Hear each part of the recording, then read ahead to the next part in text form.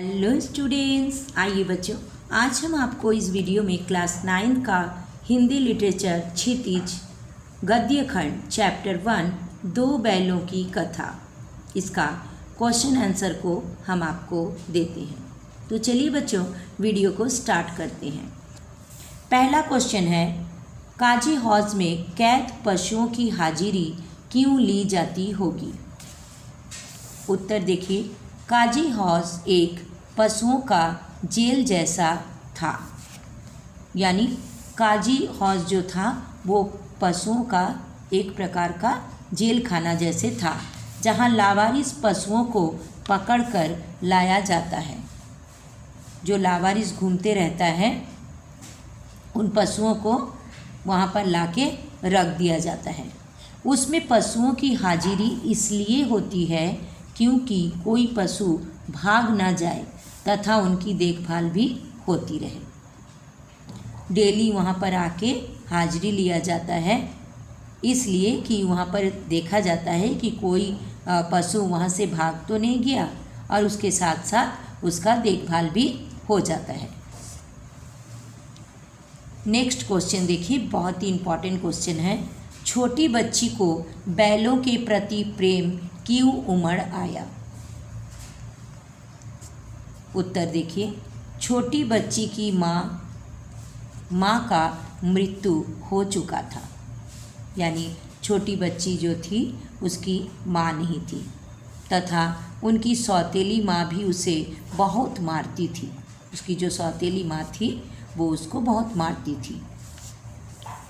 वैसे गया भी बैलों को दिन भर खेतों में जोतता और मारता तथा रात में सूखी घास डाल देता। छोटी बच्ची को उन बैलों की स्थिति अपने जैसी दिखी, इसलिए बच्ची को बैलों के प्रति प्रेम उमड़ आया। यानी यहाँ पर क्या होता है, जो एक छोटी बच्ची रहती है उसका माँ नहीं रहती है, उसका मृत्यु हो जाती है और उसका सौतेली माँ जो रहती है वो उसको बहुत मारती पीटती है। और इधर क्या है, जो दो बैल था हीरा मोती, उसको भी गया क्या करता था, दिन भर खेत में जोतता था और उसको बहुत मारता था और रात में सूखी घास उसके पास डाल दिया जाता था, उसके नाद में सूखी घास डाल दिया जाता था। छोटी बच्ची को ऐसी स्थिति को देखकर, क्योंकि उसके साथ भी ऐसी स्थिति होता था, उसकी स्थिति को देखकर उसके ऊपर प्रेम आ जाता था कि उनका जैसा हाल है बैलों का भी वैसे ही हाल। यही देखकर बच्ची को उसके प्रति प्रेम उमड़ आता है। नेक्स्ट क्वेश्चन देखिए, 3rd नंबर में, कहानी में बैलों के माध्यम से कौन कौन से नीति विषयक मूल्य उभर कर आए हैं? उत्तर देखिए, इस कहानी में बैलों के माध्यम से निम्नलिखित नीति विषयक मूल्य उभर कर आए हैं।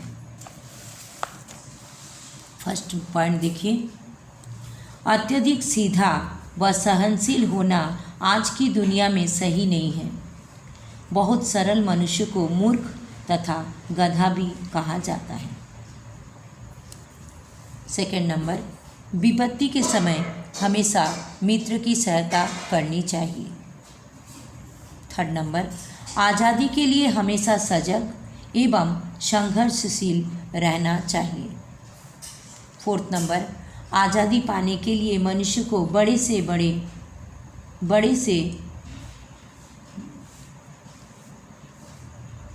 बड़े कष्ट उठाने को तैयार रहना चाहिए। और 5 नंबर, एकता में बल होता है। नेक्स्ट क्वेश्चन 4 नंबर में, प्रस्तुत कहानी में प्रेमचंद के गधे की किन स्वभावगत विशेषताओं के आधार पर उसके प्रति रूढ़ अर्थ मूर्ख का प्रयोग ना कर किस नए अर्थ की ओर संकेत किया है? उत्तर देखिए, इस कहानी में लेखक ने गधे की सरलता और सहनशीलता की ओर हमारा ध्यान खींचा। गधे को स्वभाव के कारण मूर्खता का पदवी दी गई है। आमतौर पर हम गधे के लिए मूर्ख शब्द का प्रयोग करते हैं। गधा ही एकमात्र ऐसा प्राणी है जो सब अत्याचार चुपचाप सहन कर लेता है। 5th नंबर क्वेश्चन देखिए, किन घटनाओं से पता चलता है कि हीरा और मोती में गहरी दोस्ती थी? उत्तर देखिए, निम्नलिखित घटनाओं से पता चलता है कि हीरा और मोती में गहरी मित्रता थी। फर्स्ट नंबर, दोनों एक दूसरे को चाटकर और सूंघकर अपना प्रेम प्रकट करते। कभी कभी दोनों सींग मिला लिया करते थे। सेकंड नंबर, नांद में खली भूसा पड़ जाने के बाद दोनों साथ ही नांद में मुंह डालते और साथ ही बैठते थे। एक मुंह हटा लेने पर दूसरा भी हटा लेता, यानी दोनों में इतना ज़्यादा दोस्ती था, बहुत ज़्यादा दोस्ती था कि अगर एक कोई नाद में मुंह डालता तो ही दूसरा डालेगा, अगर एक जन नहीं खाएगा तो दूसरा भी नहीं खाएगा। नेक्स्ट क्वेश्चन देखिए 6 नंबर में, लेकिन औरत जात पर सींग चलाना मना है, ये भूल जाते हो। हीरा के इस कथन के माध्यम से स्त्री के प्रति प्रेमचंद के दृष्टिकोण को स्पष्ट कीजिए। उत्तर देखिए, हीरा के इस कथन से ये ज्ञात होता है, यानी ये पता चलता है कि उस समय समाज में स्त्रियों की स्थिति अच्छी नहीं थी, वे पुरुषों द्वारा शोषित थी। प्रेमचंद जी नारी को सम्मान की दृष्टि से देखते थे। उन्होंने नारी को त्याग, श्रद्धा और प्रेम की साकार मूर्ति के रूप में स्वीकार किया है।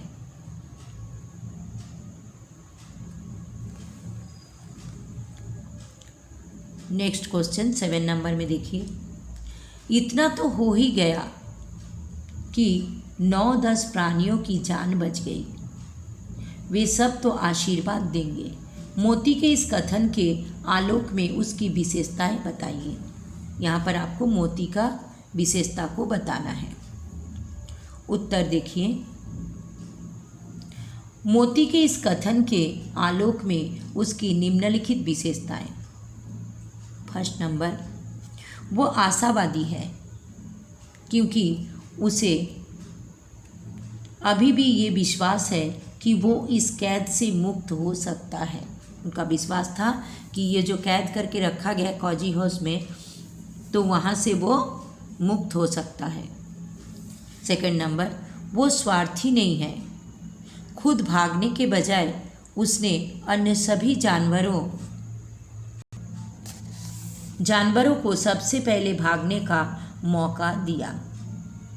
अब देखिए 8 नंबर बहुत ही इम्पॉर्टेंट है, आशा स्पष्ट कीजिए। अवश्य ही उनमें कोई ऐसी गुप्त शक्ति थी जिससे जीवों में श्रेष्ठता का दावा करने वाला मनुष्य वंचित है। उत्तर देखिए, हीरा और मोती मूक भाषा में विचारों का आदान प्रदान करते थे। वे बिना कुछ कहे एक दूसरे के मन की बात समझ जाते थे। यद्यपि मनुष्य खुद को सब प्राणियों से श्रेष्ठ मानता है, किंतु उसमें भी ये शक्ति नहीं होती। सही बात है, मनुष्य बिना बात बोल के एक दूसरे का कोई भी बात नहीं समझेगा, लेकिन यहाँ पर हीरा मोती बिना बोल के भी एक दूसरे के बात को समझ सकता था। नेक्स्ट क्वेश्चन ख नंबर में, ये भी इम्पॉर्टेंट है। उस एक रोटी से उनकी भूख तो क्या शांत होती, पर दोनों के हृदय को मानो भोजन मिल गया। इसका भाव स्पष्ट करने होगा। उत्तर देखिए, यहाँ मनुष्य तथा पशुओं के आत्मीय संबंधों को व्यक्त किया गया है। दिन भर भूखे रहने के बाद भी उस छोटी लड़की द्वारा दिए गए रोटी से उनकी भूख तो नहीं मिटी, लेकिन उसे खाकर उनका हृदय जरूर तृप्त हो गए। यानी एक एक रोटी खाकर दोनों बैलों का भूख तो शांत नहीं हुआ था। उतना बड़ा जानवर एक रोटी से भला क्या हो सकता, लेकिन उसका भूख तो नहीं मिटा था, लेकिन ये जो प्यार से देती थी छोटी बच्ची, उसको खाकर हृदय जरूर तृप्त हो जाता था। नेक्स्ट क्वेश्चन देखिए, सच्चे मित्रों की क्या पहचान होती है? क्या हीरा मोती सच्चे मित्र है? उत्तर देखिए, सच्चे मित्र की पहचान ये होती है कि वो मुसीबत में साथ नहीं छोड़ता। हीरा और मोती ने हर परिस्थिति में एक दूसरे का साथ निभाया। हाँ, दो बैलों की कथा के मुताबिक हीरा और मोती सच्चे मित्र थे। लास्ट क्वेश्चन देखिए, विकल्प वाले MCQ। मुंशी प्रेमचंद का जन्म कब हुआ था? ऑप्शन दिया गया है क नंबर में 31 जुलाई 1850, ख नंबर में 31 जुलाई 1880, ग नंबर 31 जुलाई 1882 और घ नंबर में 31 जुलाई 1885। तो बच्चों, इसका आंसर आपको कमेंट बॉक्स में देना है कि मुंशी प्रेमचंद जी का जन्म कब हुआ था। आप कमेंट बॉक्स में इसका आंसर ज़रूर से ज़रूर दीजिएगा। तो बच्चों, अगर आपको ये वीडियो अच्छा लगा लाइक कीजिएगा, अपने दोस्तों में भी शेयर कीजिएगा ताकि आपके दोस्त भी सीख सकें। और बच्चों, अगर आप पहली बार मेरा चैनल को देख रहे हो तो प्लीज़ प्लीज़ प्लीज़ सब्सक्राइब कर दीजिएगा, बेल आइकन को भी दबा दीजिएगा ताकि मेरा हर पढ़ाई का नोटिफिकेशन सबसे पहले आपके पास आ जाए। और बच्चों, अगर आपको इस चैप्टर का MCQ क्वेश्चन चाहिए तो मेरा चैनल में अपलोड किया गया है, आप इसका MCQ भी ज़रूर से ज़रूर लिख लीजिएगा।